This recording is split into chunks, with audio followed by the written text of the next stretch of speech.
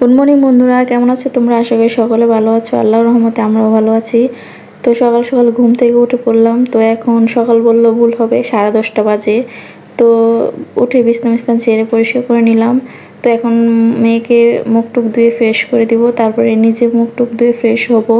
তো দেখো বারান্দায় চলে আসলাম। এদিকে মেয়েকে দাঁতটা ব্রাশ করে দিচ্ছিলাম, দাঁতে প্রচুর ময়লা হয়ে গেছে।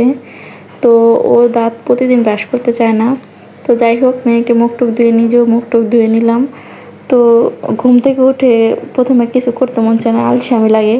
তো যাই হোক, এই যে দেখো মুখ টুক ধুয়ে ফ্রেশ হয়ে গেলাম। তারপরে মেয়ের জন্য আবার নাস্তা রেডি করতে হবে।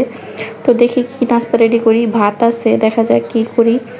তো যাই হোক, দেখো মুখ টুক ধুয়ে ফ্রেশ হয়ে রুমে চলে আসলাম। তো মুখে একটু ক্রিম ট্রিম দিয়ে নিব। তো ওরকমভাবে রোজার মাসে মুখে যত্ন নেওয়া হচ্ছে না, হাত পায়েরও তো যত্ন নেওয়া হচ্ছে না।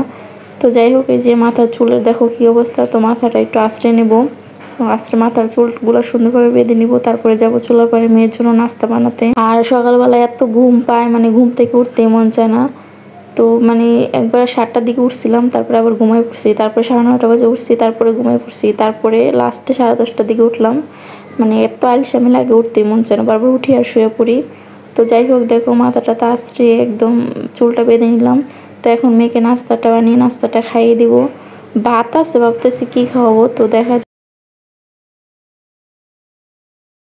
তো দেখো এদিকে মেয়ের জন্য একটু ভাত ভেজে নিয়ে আসলাম, সাথে একটু মুরগির মাংস দিয়ে, মুরগির মাংস ঝোল ছিল, ওটা দিয়ে একটু গরম করে নাড়াচাড়া করে নিয়ে আসলাম। তো এখন চামচ দিয়ে চটপট খাইয়ে দিব। তো আর আব্বু আবার সকালবেলা ডিউটির থেকে আসার সময় লাউ শাক নিয়ে আসছিল। এখন ওই যে রান্না বান্না শুরু করব।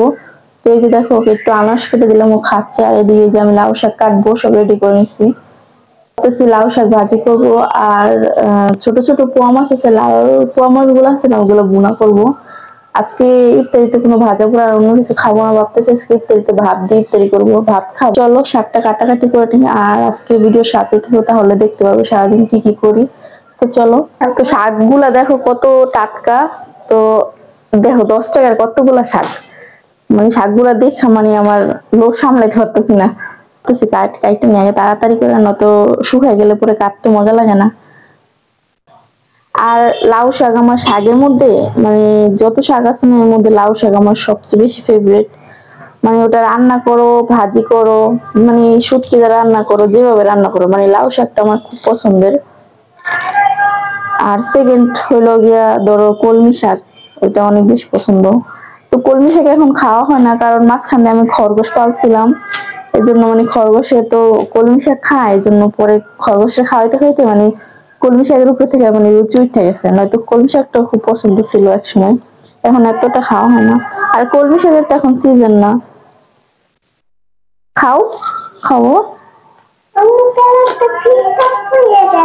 তো আমরা এখন ঈদের শপিং করিনি, তোমরা কি ঈদের শপিং করে ফেলছো নাকি কমেন্টে জানিও। তো আমরা যাবো 2-1 দিনের মধ্যে।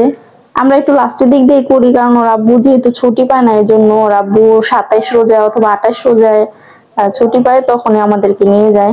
আর আমি তো একা একা যেতে পারবো না, বুঝতেই পারতাছো, মেয়েরে নিয়ে। এই জন্য ওর আব্বু ফ্রি হইলে পরে আমাদের নিয়ে যায়। শপিং করতে গেলে অবশ্যই তোমাদের সাথে শেয়ার করবো, আর কি কি শপিং করলাম ওইটাও তোমাদের দেখাবো। লাউ শাক গুলা পুরো একদম মানে দেশি লাউ শাক। অনেক লাউ শাক আছে মোটা, কিন্তু এগুলা ডান্ডি গুলা দেখো একদম চিকন। ওইগুলা মোটা গুলা ওইগুলা হাইব্রিডের, আর এগুলা দেশি, মানে ওই যে দেশ গ্রামে হয় না, চান যায় পরে ঝাঁকায়, ওগুলার মধ্যে মানে চিকন চিকন। আর আমাদের এদিকে নদীর ওই পার থেকে এই শাকগুলা নিয়ে আসে একটা চাচা, এখানে বসে বা একটা বাসার নিচে, এজন্য এত সস্তা, মানে 10 টাকা করে মুঠা। কতগুলা শাক দেখো, 10 টাকা। আর এমনি তুমি বাজার থেকে আনতে যাও, এগুলো না হলে তোমার 30 টাকা 20 টাকা তো নিতই। উনি যেহেতু কোনো দোকান ভাড়া দিতে হয় না, বাসার একটা নিচেই বসে বাসার, এই জন্য ওনার মানে পোষায় যায় হয়তো, বা এই জন্য 10 টাকা করে বিক্রি করে।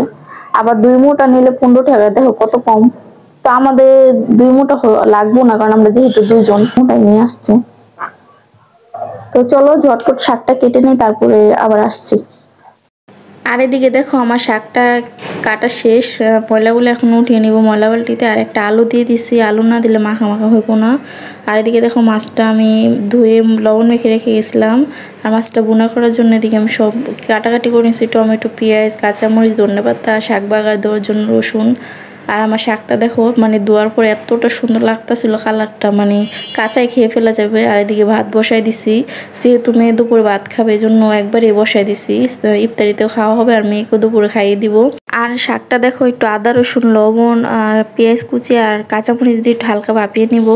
আর এদিকে দেখো মাছটাও মোটামুটি ভাজা হয়ে গেছে আর অল্প কয়টা আছে। এদিকে দেখো শাকটাও ভাপ হয়ে গেছে, ভাপানোর পরে কালারটা পুরো কেমন যেন হয়ে গেছে।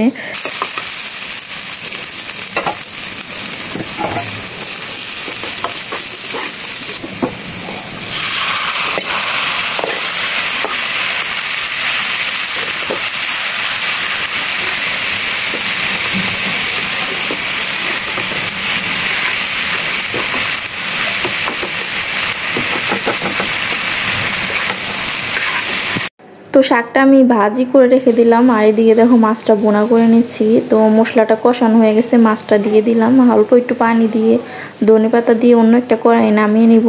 তো ঝটপটে মাছ বোনাটা হয়ে গেছে, মাছ বোনা করতে বেশি সময় লাগে না। আর শাকটা আমি ভালোভাবে ওরকমভাবে একদম আরও নাড়াচাড়া দিতে হবে, তো যখন খাবো তখন নাড়াচাড়া দিয়ে আর ভালোভাবে তেলে আর একটু মাখো করে ভাজা করতে হবে। তো এখন আর হালকাভাবে করে রাখছি। আর এদিকে রান্নাবান্না শেষে দেখো চুলাপাটা মুছে পরিষ্কার করে নিচ্ছি। আর আমার একদম চুলাপার নোংরা থাকলে রান্না করতে একটু ভালো লাগে না, আর মুছার পরে চুলাপারে মানে দেখতেও সুন্দর লাগে আর চুলাটাও চিকচিক করে। তো যাই হোক মোছা শেষ করে তেনাটা ধুয়ে পরিষ্কার করে এখানে মেলে দিছি। আর চলো আমরা কি রান্না করলাম আর রান্নার পরে কী অবস্থা লুকটা চলো তোমাদের সাথে শেয়ার করি। তো এই যে দেখো রান্নার পর আমার শাকের এই যে লুক, তো বললাম এটা খাওয়ার সময় আর একটু ভাজা করতে হবে আর একটু তেল দিয়ে। আর মাছটা ফাইনাল ভালোভাবে রান্না করে নিছি, কারণ মেয়েকে মাছটা দিয়ে ভাত খাওয়াবো। তো চলো এখন গোসল করে আসি। তো দেখো বন্ধুরা গোসল করে চলে আসছি। তো এখন মেয়েকে ভাত খাইয়ে দেওয়ার জন্য প্লেট নিয়ে নিচ্ছি। তো ওকে প্রথমে ভাবছিলাম ভাত খাওয়াবো না, নুডলস খাইয়ে দিব। পরে ভাবলাম দুপুরে শুধু একবেলাই ভাত খাই, এখনও যদি আবার না খাইয়ে দিই তাহলে তো আরও সমস্যা। তো যাই হোক অল্প করে ভাত নিয়ে নিচ্ছি, মানে এই পোয়া মাছ দেখে ওরা ভাত খাওয়াতে চাইনি প্রথমে, পরে ও বলতেছে না আমি এই মাছ দিয়ে খাবো। তো যাই হোক ভাগ্যটা ভালো, চলো ওকে খাইয়ে দিব। এখন যে নিয়ে নিচ্ছি, তো ঝোল নেব না, একদম হালকা করে দুইটা তিনটা মাছ নিছি, একটু শাক আর একটু আলু নিছি। তো আলু ছাড়া তো ভাত খাওয়া পসিবল না, কারণ আলু দিয়ে মাখলে ভাতটা নরম হয়। আর এদিকে দেখো আমার মেয়ে কীভাবে শুয়ে আছে, মানে ওর দুনিয়াতে কিছুই নাই, মানে মোবাইল ছাড়া। দেখো মোবাইল কীভাবে দেখছে শুয়ে। তো আমি বলাতে আবার উঠে বসছে, তো এখন খাইয়ে দিব।